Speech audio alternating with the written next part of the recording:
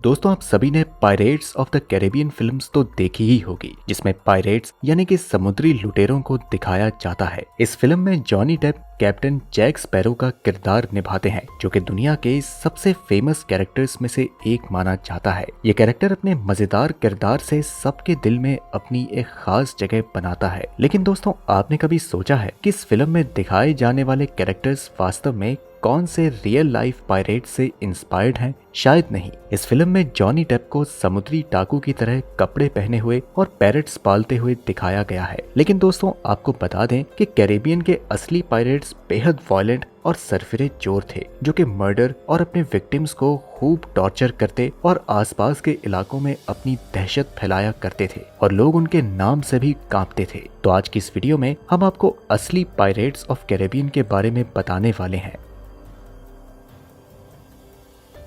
सबसे पहले हम बात करते हैं पायरेट्स ऑफ कैरेबियन के सबसे खतरनाक किरदार जैक स्पैरो की।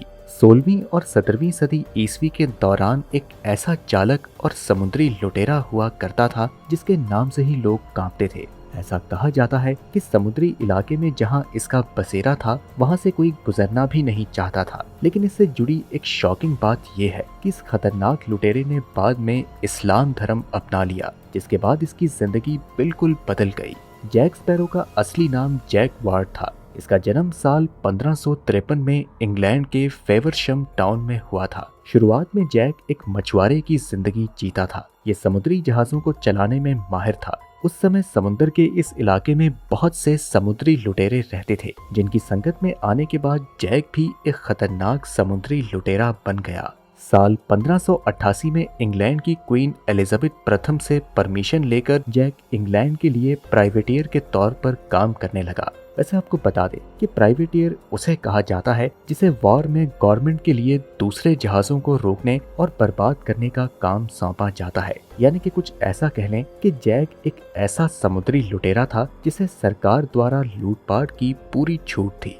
उन दिनों इंग्लैंड और स्पेन के सी शिप में एक युद्ध चल रहा था, जिसकी वजह से इंग्लैंड की सरकार ने जैक को स्पेन के जहाज को लूटने का काम सौंपा था। जैक ने इतनी लूटपाट की कि इसके नाम का आतंक फैल गया। बाद में जैक ने अपना खुद का एक समूह बनाया, जिसमें उसने बहुत से खतरनाक लुटेरों को शामिल किया। अब इंग्लैंड की सरकार ने भी जैक पर अपनी पाबंदी हटा दी थी। ग्रुप बनाने के बाद जैक ने लूटपाट करना शुरू कर दिया। वह खतरनाक समुद्री लुटेरा बन गया और वह माल ले जाने वाले बड़े बड़े जहाजों को लूटता था। इसके बाद जैक ने इटली के समुद्री इलाकों को अपना निशाना बनाना शुरू किया और इस दौरान उसकी मुलाकात यूनीश के एक मुस्लिम तुर्क अधिकारी उस्मान डे से हुई और ये मुलाकात समय के साथ एक गहरी दोस्ती में बदल गई, जिसके बाद उस्मान डे ने जैक को अपने समुद्री अड्डों को इस्तेमाल करने की परमिशन दे दी। अब दोस्तों, जैक के लिए इटली के जहाजों पर हमला करना बेहद आसान हो चुका था। बाद में उसने इंग्लैंड वापस जाने का मन बना लिया,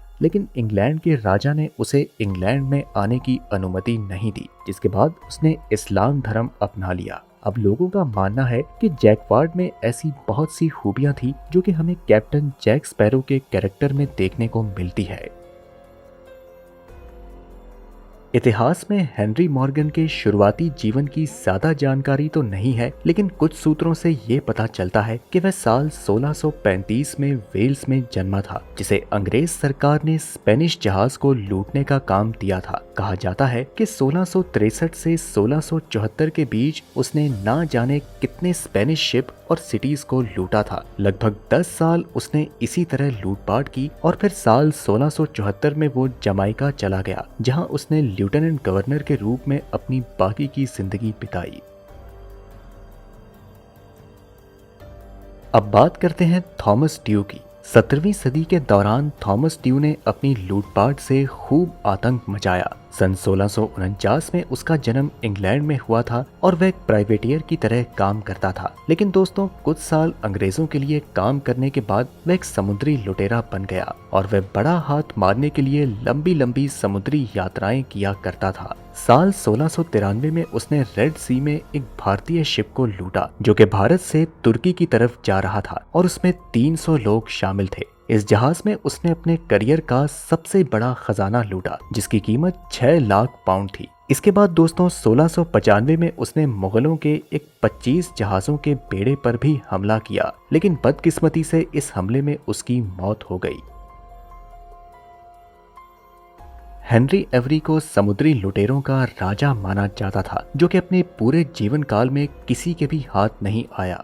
हेनरी का जन्म 1659 में इंग्लैंड में हुआ था। शुरुआत में वो इंग्लैंड का नेवी अफसर था, लेकिन इस पेशे को छोड़कर वो एक लुटेरा बन गया। साल 1695 में हेनरी ने भी मुगलों के एक 25 जहाज के बेड़े को लूटा था, जो कि मक्का के सफर पर निकला था। अब आपको बता दें कि यह वही हमला था जिसमें थॉमस ड्यू की डेथ हो गई, लेकिन इस लूट में हेनरी ने 6 लाख पाउंड का खजाना लूटा था। लेकिन दोस्तों, इस खजाने को लूटने के बाद हेनरी कहीं गायब हो गया, जिसके बाद उसे कभी भी नहीं देखा गया।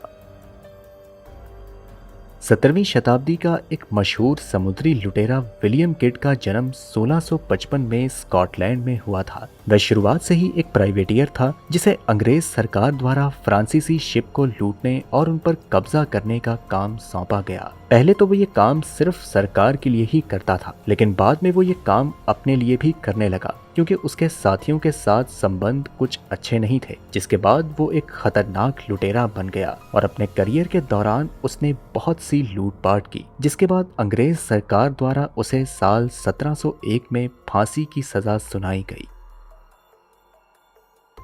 दोस्तों, इस खूंखार समुद्री लुटेरे का जन्म 1680 में इंग्लैंड में हुआ था, जिसे लोग ब्लैक बियर्ड के नाम से भी जानते थे। पहले वो सरकार के लिए काम करता था, लेकिन बाद में वो समुद्री लुटेरा बन गया। आम जनता में इस लुटेरे का खौफ इस कदर था कि लोग उसके नाम से भी कांपते थे, और ऐसा कहा जाता है कि pirates of the Caribbean film में ब्लैक बियर्ड नाम का कैरेक्टर भी एडवर्ड टीच से इंस्पायर होकर बनाया गया है। दोस्तों, एडवर्ड टीच एक लुटेरा क्यों बना, इसके बारे में कोई सटीक जानकारी तो उपलब्ध नहीं है, लेकिन ऐसा कहा जाता है कि एडवर्ड की आर्थिक तंगी, उसका खतरों से खेलना और धन दौलत की लालच ने उसे एक लुटेरा बना दिया।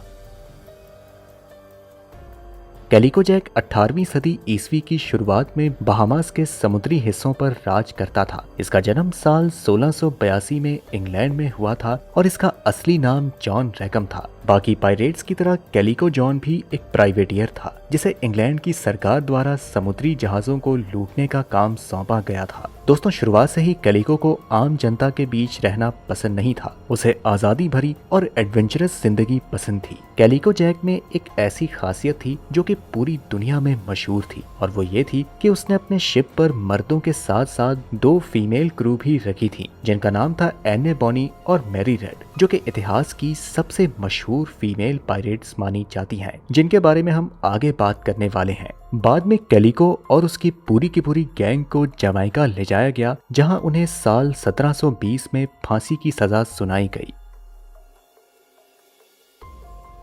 फ्रांसिस ड्रेक एक पायरेट ही नहीं, बल्कि एक एक्सप्लोरर, प्राइवेटियर, एक नेवी अफसर और एक पॉलिटिशियन भी था। साल 1540 में इंग्लैंड में इसका जन्म हुआ और वह शुरुआत से ही समुद्री जहाजों को चलाने की काबिलियत रखता था। बाकी पायरेट्स की तरह अंग्रेज सरकार ने भी उसे अपने दुश्मन स्पेन के जहाज को लूटने और बर्बाद करने के लिए रखा था। कई साल तक फ्रांसिस इस काम को बखूबी करता रहा और एक समय पर इस काम ने उसे राजा बना दिया। इंग्लैंड की नजर में तो वो एक राजा था, लेकिन स्पेन की नजर में वो केवल एक पायरेट ही था। स्पेन की सरकार उसके इस हमलों से इस कदर तंग आ चुकी थी कि उन्होंने फ्रांसिस को पकड़वाने के लिए 20,000 गोल्ड कॉइन्स का भी इनाम रखा था, लेकिन इसके बावजूद फ्रांसिस स्पेन के जहाज पर लूट मचाता रहा और साल 1596 में उसे उसके साथियों ने समुद्र में दफन कर दिया। आइए दोस्तों, अब हम बात करते हैं एने बॉनी और मैरी रेड नाम की 2 फीमेल पायरेट्स के बारे में। दोस्तों, अगर हम आपसे पायरेट्स के बारे में बात करें तो जाहिर है कि आपके दिमाग में किसी फीमेल पायरेट का ख्याल शायद ही कहीं आएगा, क्योंकि कहीं ना कहीं हम ये सोचते हैं कि पायरेट्स केवल मर्द ही हुआ करते थे। लेकिन सच्चाई तो ये है कि इतिहास में कुछ मेल पायरेट्स के साथ साथ फीमेल पायरेट्स भी होती थी, जिसमें एने बॉनी और मैरी रेड का नाम सबसे ज्यादा मशहूर है और ये इतिहास की सबसे खतरनाक फीमेल पायरेट्स हैं। एने बॉनी के पिता एक बहुत बड़े जमींदार थे। बाद में उसका परिवार अमेरिका के साउथ कैरोलिना में शिफ्ट हो गया। एने बॉनी बचपन से ही बागी और जिद्दी स्वभाव की थी, जिसके चलते वो बाद में पायरेट से जा मिली। कहा जाता है कि उसे कैलिको जैक से प्यार हो गया और उसे मिलने के बाद वो एक खूंखार पायरेट बन गई। वहीं दोस्तों, मैरी रेड का बचपन कुछ ठीक नहीं था। उसका पालन पोषण एक लड़के की तरह किया गया। बड़ी होने के बाद मैरी रेड एक सोल्जर बनी, जिसके बाद वो एक प्राइवेटियर बन गई और फिर आखिर में पायरेट से जा मिली, जहां उसकी मुलाकात एने बॉनी से हुई और उन दोनों के बीच गहरी दोस्ती हो गई। एने बॉनी और मैरी रेड इस कदर खतरनाक और चालाक थी कि इनकी चालाकी के सामने बड़े से बड़े लुटेरों तक को हार माननी पड़ती थी। आपको ये भी बता दें कि ये पायरेट्स के बीच मर्दों के लिबास में ही रहती थी, जिसके चलते इन्हें पहचान पाना मुश्किल होता था कि ये महिला पायरेट्स हैं। हॉवल डेविस का एक लुटेरा बनना बाकी के बताए गए पायरेट से काफी अलग है। ये 18वीं सदी का एक ऐसा लुटेरा था जिसका लुटेरे के रूप में करियर बहुत ही कम समय का था। हॉवल डेविस का जन्म 1690 में वेल्स में हुआ था। उसकी जिंदगी के शुरुआती 28 साल एक आम और शरीफ इंसान की तरह बीते, लेकिन कहा जाता है कि बाद में उसे पायरेट्स के एक गिरोह ने किडनैप कर लिया, जहां एक लंबे अरसे तक कैद में रहने के बाद वह एक समुद्री लुटेरा बन गया। बदकिस्मती से लुटेरा बनने के 11 महीने बाद ही हॉवल डेविस को पकड़कर मौत के घाट उतार दिया गया। आपको बता दें कि इन 11 महीनों के समय में उसने ऐसे कारनामे करके दिखाए जिसकी वजह से उसका नाम इतिहास में हमेशा के लिए अमर हो गया। उसने इन 11 महीनों में अंग्रेज और फ्रांसीसियों के 15 जहाजों को अपना शिकार बनाया। तो दोस्तों, आपको क्या लगता है, इन रियल लाइफ पायरेट्स में से सबसे ज्यादा खतरनाक पायरेट कौन है? हमें कमेंट में जरूर बताएं। हम फिर आपसे मिलते हैं अगली वीडियो में।